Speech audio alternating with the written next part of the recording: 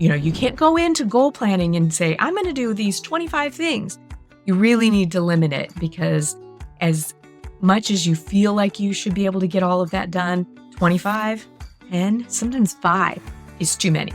So you need to circle back, have some people that can say, hey, let's get real. You still have a firm to run. You can't focus 100% of your time on just trying to obtain these goals. You have to put some perspective in there.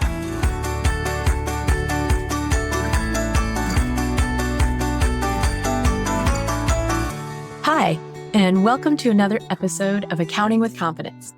I'm your host, Beth Whitworth, and today I'm here to continue talking about planning.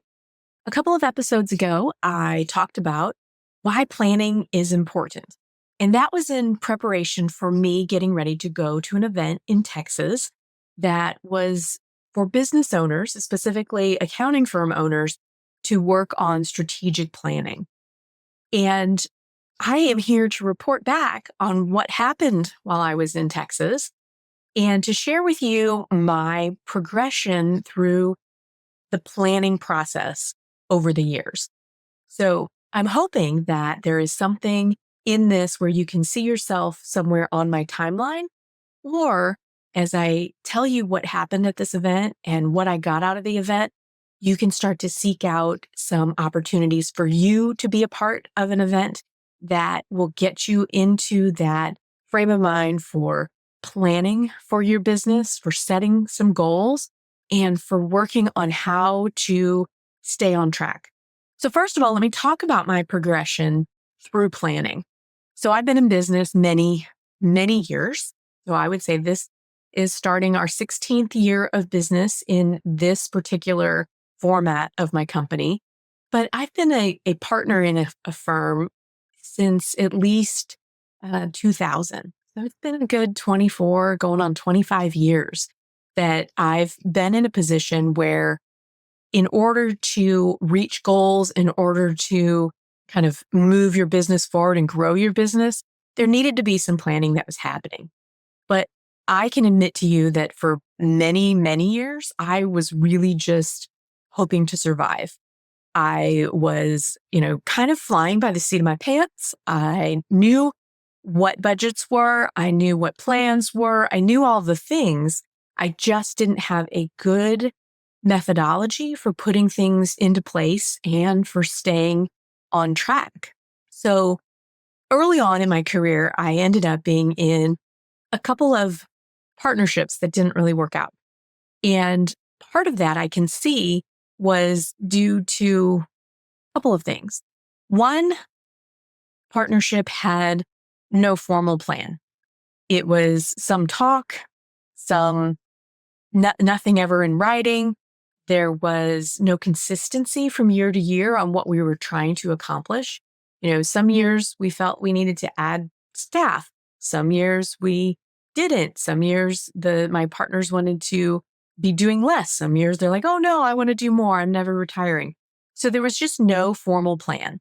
And that really left us in that just survival mode. So when things happened that maybe weren't exactly what we were hoping to have happen, we didn't have a go-to plan to get back on track. The second partnership I was in, it involved some extensive planning, lots of meetings ahead of time, lots of meetings while we were partners, but no action. There was not a lot of action. So there was that we can plan. Yep, this is how much we want to grow. This is what we want to do.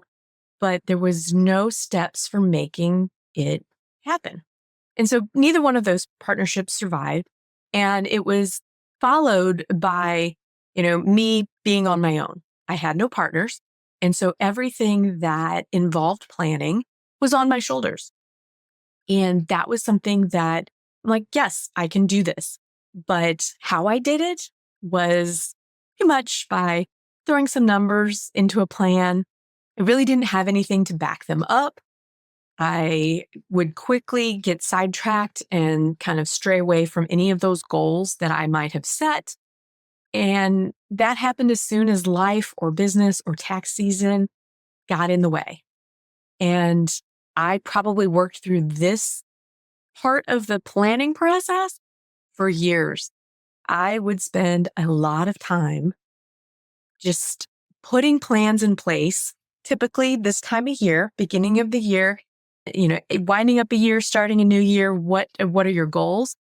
And I've been a tax preparer for many, many years. So the seasonality of the business would essentially take over. And I worked through those types of plans where, yep, I took some time.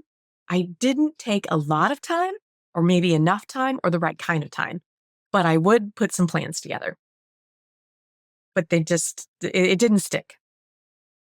So I would say about 5 years ago now, 5 years, I started using a planner that actually has some quarterly checkpoints. And at that point, I was able to at least set the goals and then quarterly go back and look, where are you on those goals? And this planner was really good about putting, what is your goal? What is your next logical step that you need to work on in order to reach that goal? And so at least quarterly, as I was working through my planner, I would be able to have a checkpoint. And I would be able to go back and say, okay, let's review for this quarter. What is the next logical step to make this goal happen? And I've been a little inconsistent with that, but it has been better. It has given me a chance to work through some of those goals and carry them forward quarter to quarter. And then at the end of the year, kind of do a review and say, hey, where'd you get on those? And again, I have been doing the planning part for years, so right now I've been in a certain type of planner for about 5 years. And I use the full focus planner that is put out by Michael Hyatt and follow his full focus kind of teachings and having a big 3 that you're trying to work on every week and every day. And that has really helped me. But again, I was still on me to be accountable to myself. And since I wrote it down, at least I had a better chance of going back and seeing how things were going, as opposed to throw some numbers, kind of have it in my head, let things get sidetracked. At least I had something that I can go back and say, oh, I really didn't get that done. And kind of regroup and say, what do I need to work on instead? So last year, no, it was probably maybe 2 or 3 years ago. Maybe 2 years, 3 years. I don't remember. I joined a formal training program through Woodard. And this is Joe Woodard, who runs a company that essentially provides training for other firm owners to, essentially grow a business that they love. Kind of what I want to teach my clients and people who listen to me. I want you to grow a business that you love. Well, I signed on for some formal training. It was group training, and there were lots of system changes for me. There were lots of pieces of the firm that really needed to be addressed. There were pricing, there was technology, there was team issues. There was a lot of things that needed to be worked on. So I spent a lot of time those first couple of years working on my systems and trying to find ways to move me out of the production part of the firm and more into that planning role. And so really that allowed me to really get to that point where I recognized that I needed to hire my first level of management. So up until this point, it had been me and a team of doers, producers, accountants who reported to me. They did the work. I reviewed the work. I did a lot of the work. I was still the primary person doing tax return, was doing all those things. And so as I worked through this group coaching, I finally recognized that, okay, in order for me to really grow, I need to put that next layer into my business that included a layer of management where the team reported to someone who that person then reported to me. And that would free up my time to work on the business instead of in the business. And that happened in 2021. So here we are, 3 years later, And I am still working under that. We have one person in management. So she and I are kind of the leadership team. And then we have a team of people that pretty much report to her. And that has worked out. And that came from having some formal coaching through Woodard's programs. Now, part of the Woodard program was they offered an annual event that was included with your membership to go to a planning event called Summit. And so in 2023, I said, okay, I'm going to go to Summit. And I was nervous. I will tell you, I was like, okay, this is going to be a lot. I'm not sure what it's going to be. It's going to be with people, and sometimes I'm not very people-y. So I went to Summit. It was in Denver last year in 2023. It was in about October. And while I was there was 4 days worth of working on your business. And what I did there was to set some goals for 2024. They call them OKRs, which is objectives with key results. And so OKRs is something that I've been in the Woodard space, has been something that I've been working with them on. So you set your objective and the key results that'll help you reach your objectives, and then you set some action items. So I worked through that. It was pretty overwhelming. I then signed up to go ahead and get a coach that was a one-on-one coach and moved me out of the group coaching and more to a one-on-one.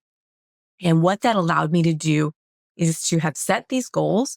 And then since I signed up for the one-on-one coaching, I had biweekly check-ins with my coach. My coach's name is Kim, and she would say, where are we on these? What action items? Where are you on the key results? Are you going to reach these objectives, and are you going to reach your goals? The other thing it did was it gave me someone to hold me accountable and provide some pushback to my resistance or my procrastination in a really good way. I was able to, just be really open and honest and vulnerable with her to be able to say, yeah, this isn't working, or I'm having a really hard time, getting these things done and prioritizing. And it was very helpful for someone who had been in partnerships before where we either had no planning or over planning and no action. This was exactly what a single firm owner in me needed. And that was to have somebody, who focused on what my goals were and kind of gave me feedback on helping me reach those goals. So she's also been able to encourage me to set bigger goals, goals that I would have balked at alone. She really has been able to encourage me to set some bigger goals that will help drive the growth of my firm and the decisions that I make for the firm in a bigger way. And that has been really invaluable to me this year. So I don't think when I look at my planning timeline of where I came from, which was no planning, to planning, no action, some kind of pseudo planning where I'm thinking about it, not really writing it down, and definitely not tracking it, usually giving up pretty early on, to keeping track of some things quarterly, to going to an annual event that kind of forced me into a situation where I was setting some goals. And that was the whole reason for the event, was to get ready for your next year and set some reasonable goals. Maybe they stretch you, but you can't go into goal planning and say, I'm going to do these 25 things. You really need to limit it, because as much as you feel like you should be able to get all of that done, 25, 10, sometimes 5 is too many. So you need to kind of circle back, have some people that can say, hey, let's get real. You still have a firm to run. You can't focus 100% of your time on just trying to obtain these goals. You have to put some perspective in there. So had I started out here where I'm going to these events, this is a summit event, I don't think I would have been ready. I would have gotten there and been completely overwhelmed, probably would have, shut down and said, yeah, this is too much for me. I sort of had to learn from my own past that this is how I learn. This is how I need to be held accountable, and that I can't really hold myself accountable. Now, there's an investment. I mean, I signed up for one-on-one coaching, so I am spending money with Woodard to have this coach on my team, and as well as a whole bunch of educational opportunities and the big Scaling New Heights event that happens in June every year. So all of these are part of that, but it is an investment. And I recognize now, as I see myself reaching more and more of my goals because of the program, that it is an investment that is well worth it. So let's circle back to what happened in November. In November, this was the 2024 Summit event, and it was held in Frisco, Texas, and it was 4 days. We went in a day early. My husband and I drove down. We did some kind of sightseeing and hanging out on Wednesday, and then the event really started Wednesday night and went until Saturday night. And it's really 4 days of planning, and it was really very structured. So there was a kickoff dinner on Wednesday night, and then on Thursday and Friday, there were, you meet for breakfast pretty early, and then you start into some learning sessions. And then there was also some group sessions where you could pick, what you wanted to focus on for that year. It was divided into some topics. So if you wanted to talk about team, or you wanted to talk about marketing, or you want to talk about systems or technology, there were different tables set up. And everybody who was there was either a firm owner, or team members of a firm owner, or coaches, as in coaches who were coaching these firm owners who worked for Woodard, or they were vendors. So people who we would work with in the industry, but it was not set up as a formal, vendor floor. It was more of a one-on-one where the vendors had an opportunity to talk with people individually quite a bit. And so that was nice. But you had to be a member of the Woodard membership in order to be invited to this event. You didn't have to be at the top level. You could be at the most basic of levels to be allowed to go to the summit, but you had to be a member. So that way, at least we're all starting from the same standpoint of philosophy. If you're working with Woodard, you kind of are subscribing to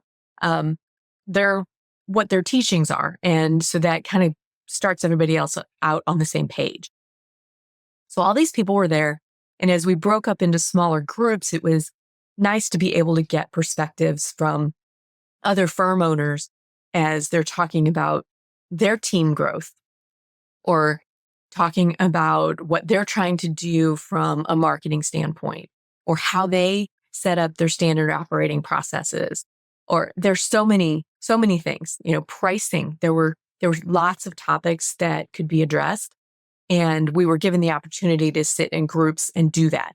Now, group activities, even as grownups, not just in, high school and college, where group activities, group projects tend to go off the rails, it can still happen as adults.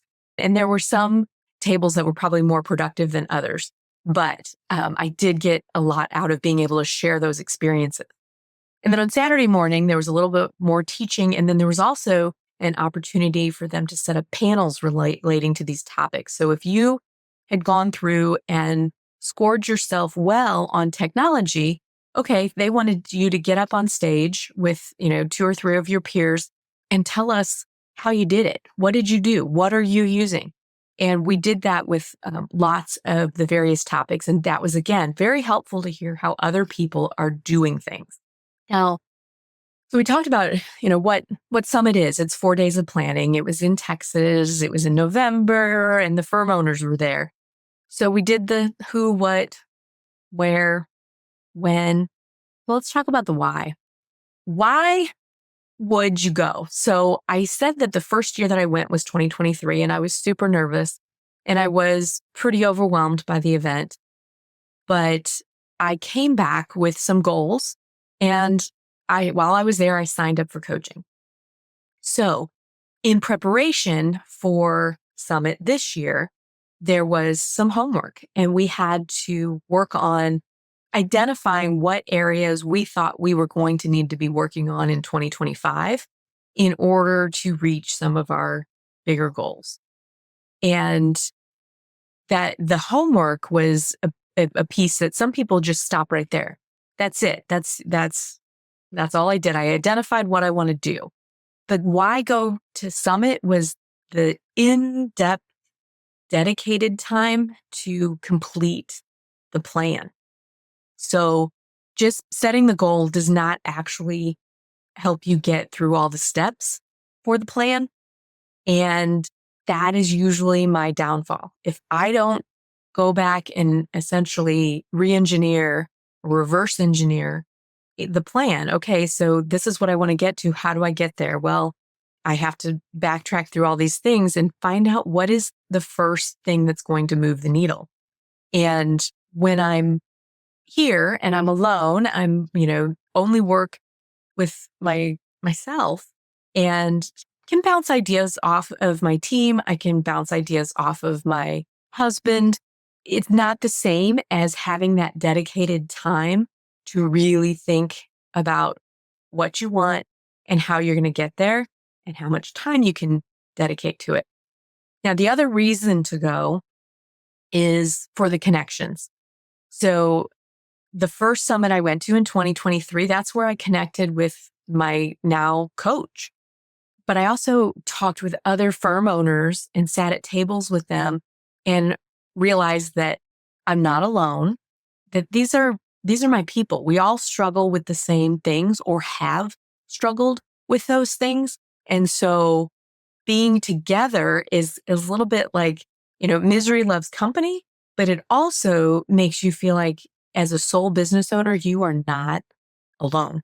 And that is something that when you are like me and you have decided that you are not going to have partners again in your career, then you know that you have to go it alone and that you are solely responsible for what happens in your business.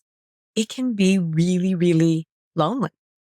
So going to this event and spending time with these other firm owners and some people that, you can connect with and they know what you're doing and you know what they're doing. Even if you do it a little differently, you are still in there with a group of your peers and you're all trying to do the same thing, which is set some goals and achieve some goals. The other big part for me about going is having that change of scenery. So it's sometimes really hard for me to just sit right here in my home office and set aside time to do the planning. Now, there's a lot of things that sidetrack you. Right now I'm having to, make sure that I am planning and blocking time to do podcast recordings. So that means I've got to shut off all the distractions, my phone, my email, my Teams chat, all of those things have to be silenced. So when I go away for some planning time, it kind of triggers that, okay, everything that's back home is staying at home. In this case, except my husband. I brought my husband with me so he could take some time off and we would hang out when I had free time, but that was nice, but that change of scenery can actually get your mind going because you are sort of kickstarting into something new and different, and you're not pulled back by what's already going on. So for me, that change of scenery was extremely important for planning. And I have learned that over time. This past year, before we went to Scaling New Heights in Florida, my manager, Sarah, and we went early. So that we had some time planned before the Scaling New Heights event, the conference itself started. And we do planning, all year long, but it was vastly different. One, we're a completely remote team. So we were together in person and we got through so much just by being in a different environment, being together, and just, it was energizing. So that's what I would say about finding those events so that you can, you know, take the time away a little bit and focus. You have to focus. This event it was really good this year. This was my second year. My key takeaways is, first and foremost, it gives me an opportunity to do planning with purpose. So there's purpose, there's intentionality. When you put time, which, going away for 4 or 5 days, that's time that you're taking away from other things. You also put money. It's not, while for me, I'm in a level of a membership that I could go to Summit without having to pay the fee for the Summit. I still paying the travel costs. I'm paying for the hotel. I'm paying for the gas to get down there, the meals while we're down there. So there is a monetary investment that kind of forces you to kind of put this into some intention. If I'm going to spend the money, I need to get something out of it. And the other thing it gives you, you're investing time, you're investing money, you're investing a whole lot of mental energy that I think we tend to, when we're in the midst of the work and the production and the day to day, that mental energy is absorbed with other things. And so by the time it's time to sit down and work on a plan and hold some space for your vision, you are drained already. So by going to this event and saying, okay, for these 5 days in November, I'm working on the future. I am going to see what happened, what worked, what didn't work, what goals did we get to, what aren't we getting to for 2024. But then I'm going to focus my energy for these 4 or 5 days on what's going to happen. What do I want to happen? What do I need to happen? All of those things so that I can continue to see my vision grow. And that was a huge takeaway. I mean, if you set aside time, money, and mental energy for this, you have to think that you're going to succeed. Now, on the end of that is I need somebody to hold me accountable. So, the key takeaway on that is that you have to recognize what type of help you need in implementing these things. You don't have to do it alone. And the connections that I made while I was at Summit this year, there were groups of people that were saying, hey, let's be accountability buddies. Let's, get on a Zoom call once a week. And, even if we're not necessarily, talking with each other, but we're on this work session together where we're going to take this hour every week and work on these goals that we just set together during this time in Texas. And doing that, that allows them to have some accountability. But it doesn't just have to be, a buddy system. Your team can help hold you accountable. You can do what I did and hire a coach, that can help hold you accountable. Could be your spouse, it could be a friend, you could outsource it. You could do whatever you need to do to find someone to hold you accountable if you know that you are not the type of person that can hold yourself accountable. And I'm that. I am the person that I have to have somebody help me hold myself true to those things, those promises I made to myself. And it's not easy. So when I look back at this event and say, okay, I really, took some time to plan with purpose. I have a kind of a strategy for having somebody hold me accountable. The other key takeaway for me, the third one, is that I went to the event and was open to connecting with others. Now, I often say I am, the antisocial butterfly. I'm not a very people person, but When you get into an environment where it feels safe and it's other people who are going through similar things, and you find people who are being authentic in where they're not sugarcoating what they're going through. They're not hiding their weaknesses. They're willing to share those things. You actually can connect. And I connected with so many people and was able to just kind of have that feeling of you're not alone.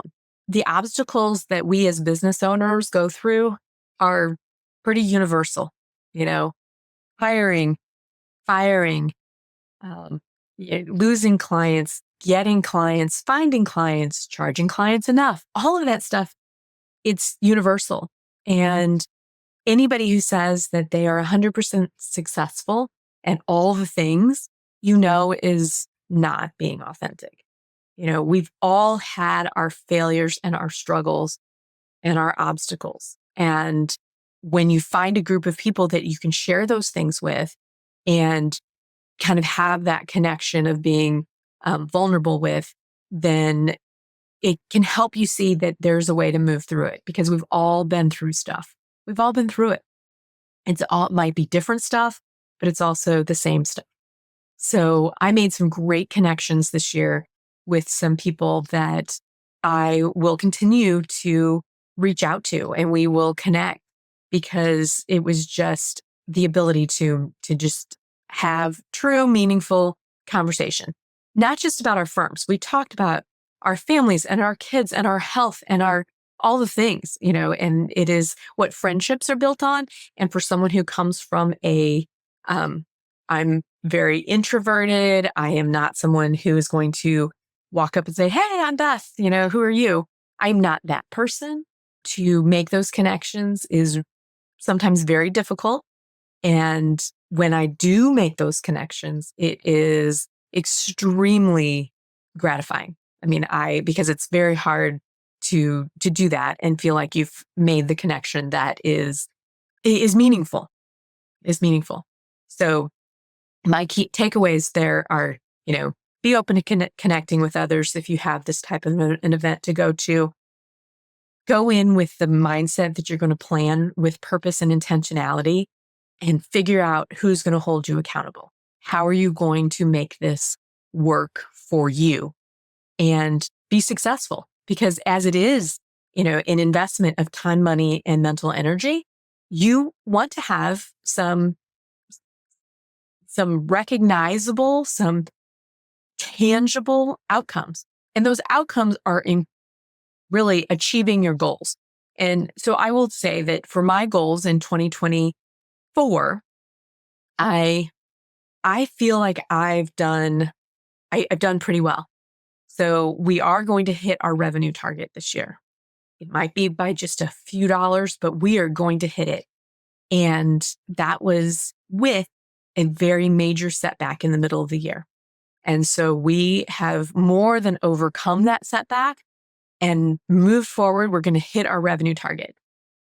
My second goal was to reduce my anxiety and overwhelm.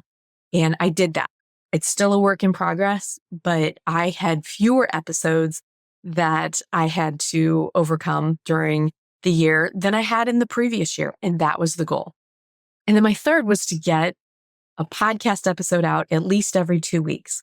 Well, I didn't quite make that goal, but I have put in place some systems and strategies for making sure that I'm getting weekly content out. And so I still consider that a win. Now, side goals I had, some personal goals. I wanted to get some quilt projects finished. I didn't get a whole lot of quilt projects finished. I wanted to lose weight and get healthier. I've managed to really make strong headway on that and have lost some weight and have put my exercise routine in place. If I'm not Zumba-ing, I'm probably having a bad day. So Zumba is my jam. But those goals would not have happened had I not set them, for one, and not had somebody to hold me accountable for them as number two. So putting that coach in place was important. Now, I'm going to tell you, if you are looking for a place to find someone to be accountable to, reach out to me. Let me help you find someone to help you identify someone, or maybe that someone is me. Maybe there's something I can do to help you stay accountable to your goals. Because what I want is for everyone to set goals, set targets, get those objectives out there, figure out what key results you need to have happen in order to reach them, and be successful. And it's okay if you don't hit every one, but if you don't set them, you're never going to hit them. And for those of us who are sole practitioners, I have a team, but I am the sole one responsible for the organization. It's sometimes really hard to focus on the forest, the big picture, because all the trees are in the way. You are having to put out each little fire. You're having to make every single decision. So let me help you. Reach out to me if you are looking for some accountability, or you're looking for a way to, start this process of getting into a structured planning process. And I'd be happy to help you. Shoot me an email, send me a text. You can use the text button on wherever you are listening to this. It'll say, send me a message, I believe. So I would love to help you. Okay, that's all I have for now. If you need me, you know where to find me.